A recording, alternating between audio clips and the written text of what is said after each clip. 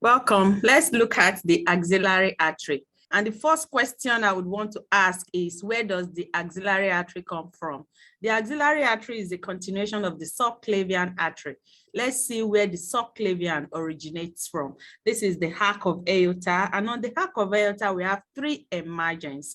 This is the right side, and this is the left side. On the left side, we have the left subclavian artery that is highlighted in black. Then we have the left common carotid artery that is highlighted in green. Then on the right side, we have the brachiocephalic trunk, and this is this brachiocephalic trunk. The brachiocephalic trunk on the right side will further subdivide into the subclavian artery that is highlighted in black on the right side, and also the common carotid artery that is highlighted in green on the right-hand side. So we still have the emergence of the subclavian on the left and also the subclavian on the right. Although on the right side, it emerges from the brachiocephalic trunk. So we have the subclavian artery highlighted in black, and subclavian because it part below the clavicle. So it goes below the clavicle, and this is the subclavian artery. This is the clavicle highlighted in red. So as it part below the clavicle, it's able to access the apex of the axilla. It's around the lateral border of the first rib. This is the first rib that is highlighted in blue, and the lateral border of the first rib is where it runs through before it now finally finds itself within the axilla. And this is the axillary artery. And it is so named the axillary artery because it is seen within the axilla. And that is why it is termed the axillary artery. Also, for us to know that the axillary artery is also being transformed into another artery that is termed the brachial artery. And this begins after the inferior border of the teres major muscle. This is the teres major muscle highlighted in blue, and just inferior to it, we have the axillary artery being transformed into the brachial artery. And this is the brachial artery that goes down to the upper limb, supply the different regions of the upper limb. So we can see that the axillary artery initially begins as the subclavian artery, after which it is transformed into the axillary artery that passes through the axilla before it finally becomes the brachial artery after the teres major muscle. Also within the axilla, as termed the axillary artery, it gives us a number of branches, and this would unfold during the course of this lecture. So let's look at the different branches that the axillary artery gives within the axilla. Before we go into this, it is good for us to establish the fact that the axillary artery is subdivided into three regions. And within these three regions, they're able to give off a number of branches. So we have the first part of the axillary artery, we have the second part of the axillary artery, and lastly, we have the third part of the axillary artery. Each of these regions of the axillary artery gives off its own branches. So we'll try and look at how the axillary artery is divided into sub-regions and what basis is used to divide them into these regions. So let's look at the different regions. For descriptive purpose, the axillary artery, we said, is divided into three regions, and these three regions are so created or established due to their relations with the pectoralis minor muscle. The relations that the axillary artery creates with the pectoralis minor muscle is able to divide the axillary artery into the different regions that we would look into. So this is the pectoralis minor muscle highlighted in green. The pectoralis minor muscle emerges from the third to the fifth ribs, very close to the region of the costochondrial junction. That is where the costal cartilage unites with the ribs. So as they emerge from this region, the fibers run upward and are being inserted on the coracoid process of the scapula. So this is the pectoralis minor muscle. And the different relations created by the axillary artery around the pectoralis minor muscle is used to establish the three regions that we have highlighted in our previous slide. This is the pectoralis minor muscle highlighted in green that is inserted on the coracoid process of the scapula. So we have the first part or the first region of the axillary artery.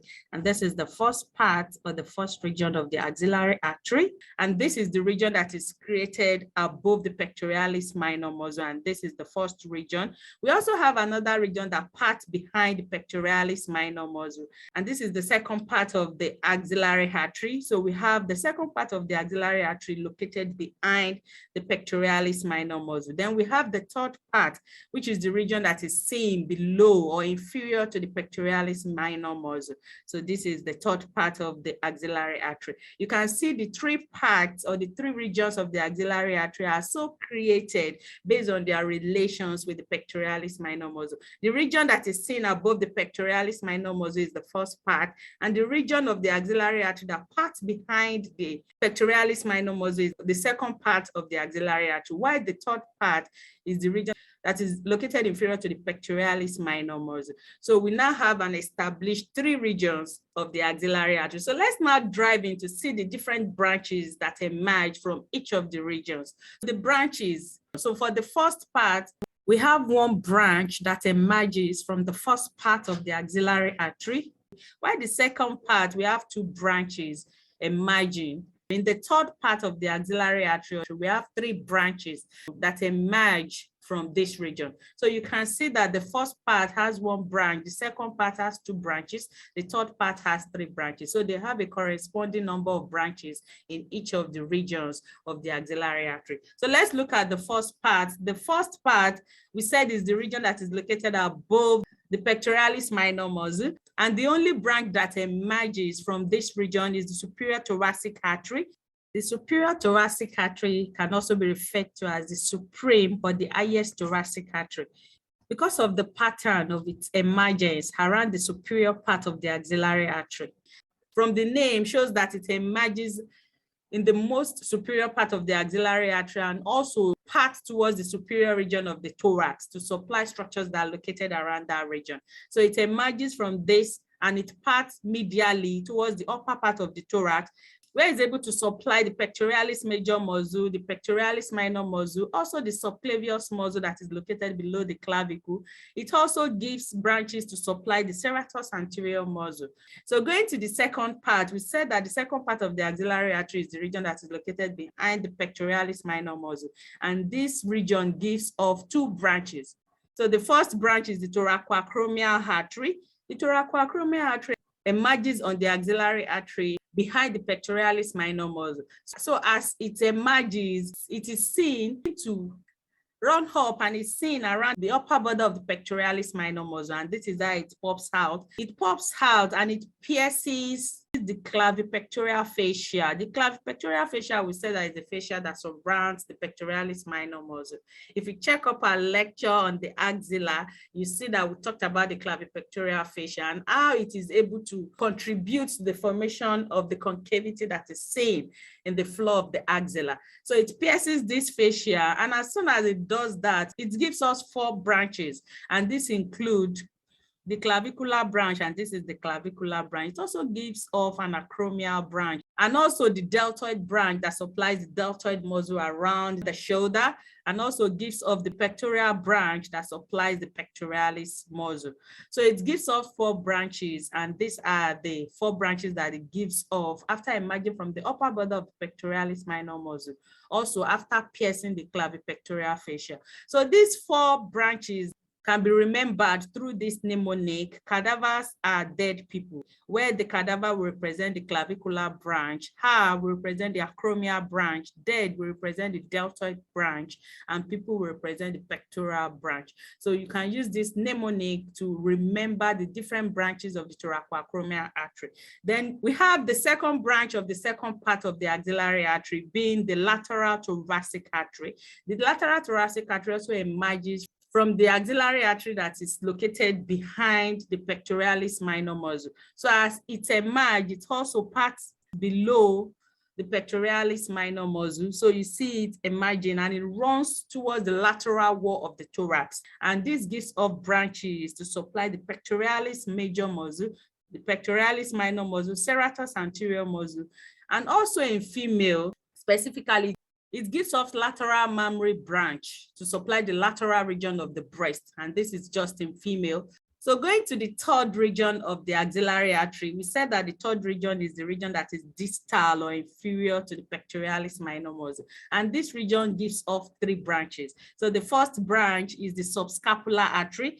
The subscapular artery is the largest branch of the axillary artery. The subscapular artery emerges and gives off branches to supply the subscapularis and also the teres major muscle. Finally, this terminates and it divides into the circumflex scapular artery that forms anastomosis around the scapula and also gives off the thoracodorsal artery that is highlighted in green. The thoracodorsal artery, thorax, but at the dorsal part, which means it supplies the muscle in the back region, which is the latissimus dorsi muscle. Then the next branch from the third region include the anterior circumflex humeral artery and also the posterior circumflex humeral artery. This is the anterior circumflex humeral artery, highlighted in yellow. This artery emerges in the third region of the axillary artery and it runs around the anterior part of the surgical neck of the humerus. We have the posterior circumflex humeral artery, which part behind the surgical neck of the humerus. And these two arteries will eventually form anastomosis around the surgical neck of the humerus after giving off branches to supply the glenohumeral joint, the teres major muscle, the teres minor muscle, and the deltoid muscle. It's good for us to know that the anterior circumflex artery gives off ascending branch. The ascending branch will run upward to supply the head of the humerus. So these are the branches of the third region of the axillary artery. So let's look at this mnemonic that is created around the branches of the axillary artery, considering the different regions as we have highlighted. So we can use these: cystis, thin, love, sex, and port. Cystis, thins, love, sex, and port. So cystis would be the superior thoracic artery, which is the only artery that emerges from the first region of the axillary artery.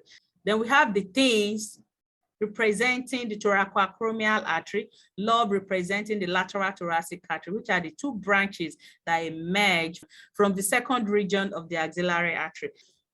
Then we have sex, which represents the subscapular artery. We have hand, which represents the anterior circumflex humeral artery. Then we have port, which represents the posterior circumflex humeral artery. The subscapular artery, anterior and posterior circumflex humeral artery are branches from the third region of the axillary artery. So we can use this mnemonic to remember the different branches formed by the axillary artery. Then talking about the relations, we look at the axillary vein. We already know that the axillary vein is located medial to the axillary artery. This is no news. We already stated this in our previous lecture on the axilla. This is the axillary vein highlighted in blue. You can see it located medial to the axillary artery. So we have the vein located medially while the artery is located laterally. Also, we have the brachial plexus. We said that the specific region of the brachial plexus that is seen in the axilla are the cords and also the branches. We know that we have the lateral cord, the posterior cord, and the medial cord of the brachial plexus. Let's see how these regions of the brachial plexus are related to the axillary artery. So for the lateral cord, we have the lateral cord highlighted in black, and you can see that it's laterally located to the axillary artery. The lateral cord will give up the musculocutaneous nerve and also give a lateral route to the formation of the median nerve. Then we have the medial cord, which is highlighted in purple, and at the initial segment in the first region of the axillary artery, it is seen to be located posterior to the axillary artery before it finally takes its position to be located medial to the axillary artery. So you see it located medial to the axillary artery, and finally it also gives off two terminal branches, which include the medial roots of the medial nerve. So we already have a lateral root from the lateral cord. So the medial cord will also give a medial root, and these two will unite to form the median nerve. So that is how we have the formation of the median nerve. Then the second terminal branch of the medial cord will now be the ulnar nerve. So this is how it is seen around the axillary artery. Then going to the posterior cord. The posterior cord is located posteriorly, but at the initial segment, that's the first region of the axillary artery, it is seen to be somehow located lateral to the axillary artery before it finally takes up its posterior position to the axillary artery. The posterior cord will be seen at the posterior part of the axillary artery around the second region of the axillary artery. This is where the second region of the axillary artery begins from, and from here it will be positioned posterior to the axillary artery. So it descends down and it finally divides into the axillary nerve and also the radial nerve. So that is how we see the cords and also the branches of the brachial plexus wrapping around the axillary artery, where we now have the axillary vein located medial to the axillary artery. So these are the relations of the axillary artery, and this is how the different nerves and vessels are being positioned around it. So thanks for watching this video. Let's meet again